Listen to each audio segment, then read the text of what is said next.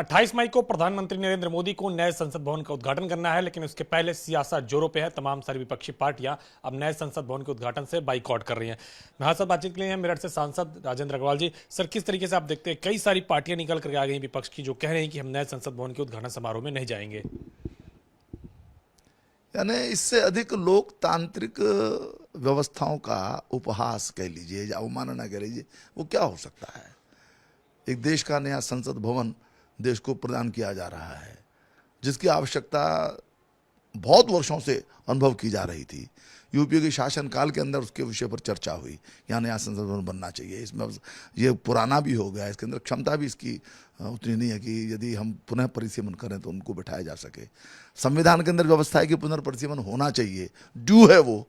तो ये जो बातें हैं, ये मुझे ऐसा लगता है कि एक प्रकार की जड़ता कह लीजिए या एक प्रकार का मोदी विरोध कह लीजिए, उससे वो उसमें विपक्ष कैद होकर के रह गया है। वो इस प्रकार का विवेक भी नहीं कर पाता कि देश के गौरव के जो क्षण होते हैं उसमें वो सम्मिलित हो।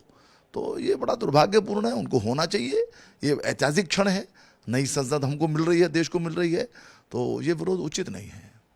राहुल गांधी ने मांग की है कि राष्ट्रपति इसका उद्घाटन करे, और कई अन्य दल भी मांग कर रहे हैं, टीएमसी भी मांग कर रहे हैं, आम आदमी पार्टी भी मांग कर रही है कि राष्ट्रपति आमंत्रित हों और राष्ट्रपति उद्घाटन करें, उपराष्ट्रपति भी आमंत्रित हों।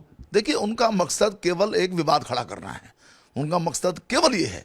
और आप ये देखिए कि वो विवाद के कुछ न कुछ चीजें ढूंढने की कोशिश करते हैं, हालांकि वो टिकती नहीं है। वो मैंने जैसे कहा कि 2012 में ही ये बात हुई थी कि हाउस बनना चाहिए, नया भवन बनना चाहिए।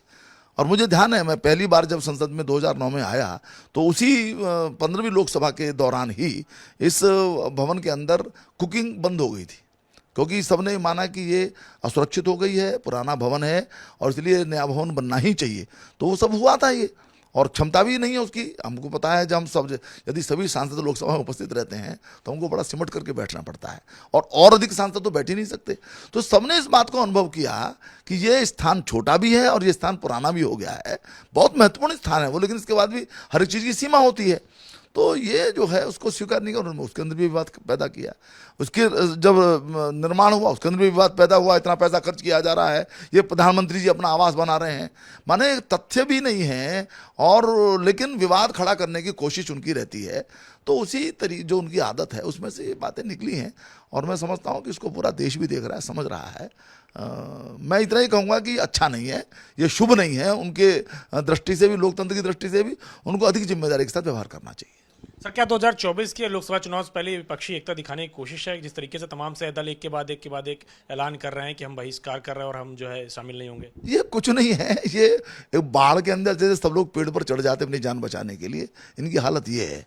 नहीं तो कहाँ की एकता है। जैसी बाढ़ का इनको ऐसा लगा कि बाढ़ का पानी अपना नॉर्मल बढ़ा, फिर लड़ने शुरू कर देंगे। और अब विपक्षी एकता में क्या है, आपको निमंत्रण नहीं है, कहीं आपके साथ कोई आने को तैयार नहीं है, कोई किसी अन्य दल के साथ आने को तैयार नहीं है। 6 चेहरे जो है प्रधानमंत्री पद के हैं। तो विपक्षी एकता तब हो जब कोई सिद्धांत हो, जब कोई प्रोग्राम हो।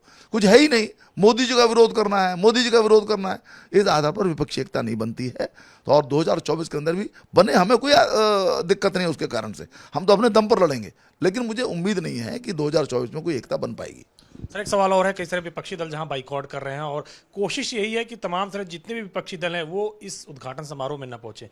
ऐसे में सरकार के ऊपर कोई असर पड़ेगा, उद्घाटन समारोह में कोई असर पड़ेगा? नहीं, कार्यक्रम अपने हिसाब से होगा, और इस प्रकार की जो लोकतांत्रिक व्यवस्थाओं की अवमानना का काम पहले भी करते रहे हैं। यानी मैं समझता हूं कि किसी भी दल ने स्पीकर के निवास पर जाकर के प्रदर्शन नहीं किया होगा, इन्होंने किया।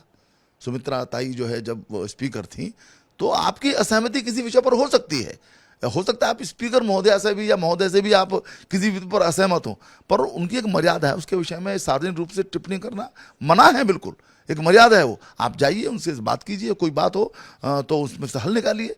लेकिन अलोकतांत्रिक तरीके से व्यवहार करना ये उनकी आदत में शुमार हो गया, इसका कारण से ये सब हो रहा है।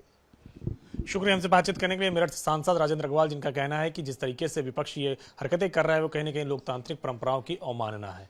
कई सारे विपक्षी दलों ने ऐलान कर दिया कि वो 28 मई को जब संसद भवन का उद्घाटन होगा तो उसमें वो शिरकत नहीं करेंगे। कृष्ण रोहित के साथ अविनाश तिवारी, एबीपी गंगा, दिल्ली।